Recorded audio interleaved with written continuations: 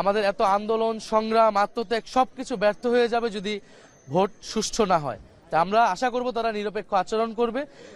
তারা প্রশাসন যদি নিরপেক্ষ আচরণ করে তাহলে এই ধরনের যারা গায়ের জোর দেখানোর চেষ্টা করছে তারা আসলে সফল হবে না। ভোট সুষ্ঠু হলে এনসিপি কয়টা আসনে জিততে পারে, 11 দলীয় জোট কয়টা আসনে জিততে পারে?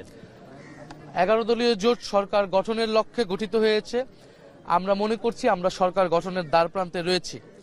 ফলে সেই লক্ষ্য সেই আত্মবিশ্বাস নিয়ে আমরা কাজ করছি। ইনশাআল্লাহ যদি ভোট সুষ্ঠু হয়, জনগণ নির্বিঘ্নে ভোট দিতে আসে, ব্যাপকভাবে উপস্থিতি নিশ্চিত করাটাই আমাদের এই মুহূর্তে প্রধান লক্ষ্য।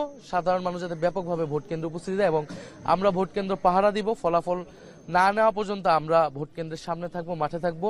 তরুণদের প্রতি সবাইকে আহ্বান জানাচ্ছি। এখন পর্যন্ত যে পরিস্থিতি, তাতে নির্বাচনের ফলাফল যাই হোক আপনার সেটি গ্রহণ করতে কোনো সমস্যা হবে কিনা? অবশ্যই আমরা জনরায়কে মেনে নিব। নির্বাচন